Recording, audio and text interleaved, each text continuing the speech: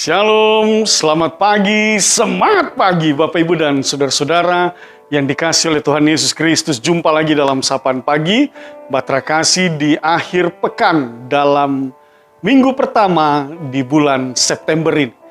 Kita percaya bahwa perjalanan kita di minggu-minggu yang kita lalui ini semuanya disertai dan diberkati oleh Tuhan. Dan oleh sebab itu kita mau bersyukur di akhir pekan ini. Dan bersama kita akan merenungkan firman Tuhan sebelum kita memulai juga aktivitas kita pada hari ini.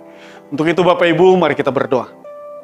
Bapa di dalam sorga, kami akan membaca firman dalam rasa syukur kami oleh karena penyertaan dan pemeliharaan Tuhan. Kami mohonkan Tuhan bersabda dan berfirman. Kuasai kami dengan Roh-Mu yang kudus. Demi Kristus Yesus Tuhan dan Juru Selamat kami berdoa. Amin. Ya. Bapak Ibu dan Saudara-saudara, bacaan firman Tuhan terambil dari kitab Kidung Agung pasal 8 ayat 5 sampai dengan ayat yang ke-7. Di bawah judul perikop Cinta Kuat Seperti Maut, mari kita baca bersama-sama Kidung Agung pasal 8 ayat 5 sampai dengan ayat yang ke-7. Siapakah dia yang muncul dari padang gurun, yang bersandar pada kekasihnya? Di bawah pohon apel kubangunkan engkau, di sanalah ibumu telah mengandung engkau. Di sanalah ia mengandung dan melahirkan engkau. Taruhlah aku seperti materai pada hatimu, seperti materai pada lenganmu. Karena cinta kuat seperti maut, kegairahan gigih seperti dunia orang mati. Nyalanya adalah nyala api seperti nyala api Tuhan. Airnya yang banyak tak dapat memadamkan cinta, sungai-sungai tak dapat menghanyutkan. Sekalipun orang memberi segala harta benda rumahnya untuk cinta, namun dia pasti akan dihina. Demikian pembacaan Alkitab. Bapak, Ibu, dan Saudara-saudara, opa, oma, anak cucu yang dikasih oleh Tuhan Yesus Kristus.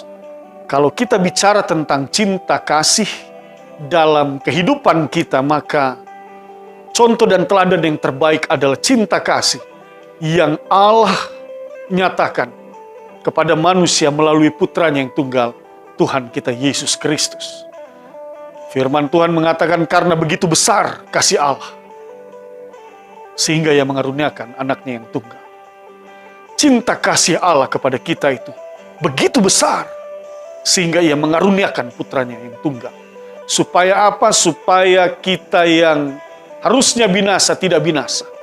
Supaya kita yang berdosa memperoleh pengampunan dan diselamatkan. Itu dia. Jadi begitu luar biasa cinta kasih Tuhan dalam hidup kita. Buat Bapak, Ibu, Saudara, dan saya. Dalam realitas itu kita belajar bagaimana mencintai dan mengasihi. Itu bukan saja dengan ucapan dan perkataan, tetapi dengan tindakan yang nyata. Karena Allah memberikan contoh dan teladan, ia menyatakan cintanya itu bukan hanya dengan kata-kata, tetapi jauh lebih daripada itu dengan tindakan yang nyata. Mengutus putranya yang tunggal, dia berkorban bagi kita semua. Dia mati bagi kita semua, agar kita diselamatkan. Nah, itu dia. Bapak, Ibu, dan Saudara-saudara, dalam bacaan kita pada saat ini bicara juga tentang cinta. Dan cinta itu dikatakan cinta yang begitu kuat. Firman Tuhan katakan kegairahan cinta seperti dunia orang mati.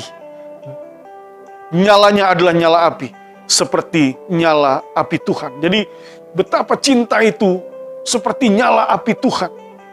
Kegairahannya itu seperti dunia orang mati, artinya ini mau menceritakan betapa kuat dan betapa dalamnya, berkobar-kobar nyala api cinta Tuhan bagi manusia. Demikian juga harusnya nyala api cinta kita. Demikian juga harus terang, berkobar-kobar kita nyatakan. Kepada siapa kita nyatakan? Kepada Tuhan Allah. Mengapa? Karena Dia terlebih dahulu mencintai dan mengasihi kita. Oleh sebab itu, Bapak, Ibu, dan Saudara-saudara, ketika engkau menjalani hidup ini, maka firman Tuhan ajarkan, nyatakan cinta kasihmu kepada Tuhan Allah itu.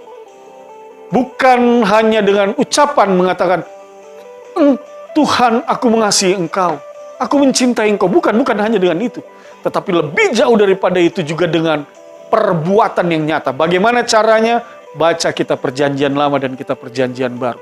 Bapak, Ibu, dan Saudara-saudara, kalau kita tidak pernah baca Alkitab, tidak pernah mendengar firman, bagaimana mungkin kita tahu bagaimana caranya mencintai dan mengasihi Tuhan Allah itu? Nah, itu dia. Lalu kemudian firman Tuhan ajarkan bahwa Di dalam kita mencintai dan mengasihi Tuhan Allah itu, maka kita melakukan apa yang Ia perintahkan untuk kita kerjakan. Itu dia. Apa yang Tuhan Allah perintahkan untuk kita kerjakan sebagaimana yang tertulis dalam kitab Perjanjian Lama dan kitab Perjanjian Baru. Itu yang harus kita lakukan dan kita kerjakan sebagai tindakan nyata bahwa kita menghormati dan kita mencintai dan mengasihi Tuhan Allah. Kita datang kepadanya, beribadah kepadanya, memuliakan namanya, mengucap syukur untuk semua kasih setia yang Ia nyatakan di dalam hidup kita. Itu juga merupakan tindakan yang nyata bahwa kita mencintai dan mengasihi Tuhan Allah itu dengan perbuatan-perbuatan yang nyata. Pertama. Yang kedua, mencintai dan mengasihi juga diperintahkan kepada kita, kepada sesama kita manusia. Kepada keluarga kita, kepada orang-orang yang bertempat tinggal di sekitar lingkungan tempat tinggal kita, kepada sesama kita warga jemaat, sesama kita manusia, bahkan dalam situasi tertentu, kepada mereka yang mungkin baru kita jumpai, tetapi dalam situasi tertentu kita harus berkomunikasi, kita harus membangun satu hubungan dengan orang itu. Maka firman Tuhan juga mengajarkan kepada kita sesungguhnya ketika kita berjumpa dengan orang yang mungkin kita baru jumpai, tetapi ada kesempatan kita untuk menyatakan cinta kasih kita kepada mereka, maka kita lakukan itu secara nyata. Jadi bukan sekedar mengatakan, tetapi juga dalam perbuatan. Bukan juga hanya untuk orang-orang yang ada di sekitar kita, yang kita kenal, tetapi juga mungkin kepada orang-orang yang kita tidak kenal. Karena Allah menyatakan kasih-Nya ini kepada semua manusia. Allah menyatakan cinta kasih-Nya bukan hanya kepada orang Yahudi, orang Israel, bukan hanya kepada para pengikut Kristus, tetapi cinta kasih Allah itu rata Dia nyatakan kepada semua manusia yang ada di dalam muka bumi ini. Melalui putranya Tuhan kita Yesus Kristus, Dia nyatakan cinta kasih-Nya agar manusia dan seluruh ciptaan diselamatkan.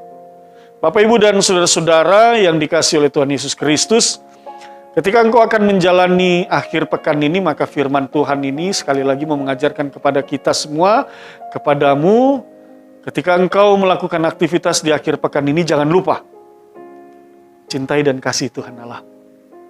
Cintai dan kasihi sesamamu manusia.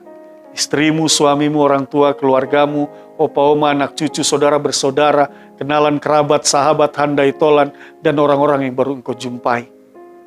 Nyatakan cinta kasih Tuhan. Beberapa orang mungkin akan berpikir, Pak Pendeta, saya sudah menyatakan cinta kasih saya kepada sama saya. Tetapi mengapa mereka tidak membalasnya kepada saya? Sepertinya mereka cuek-cuek saja dengan saya.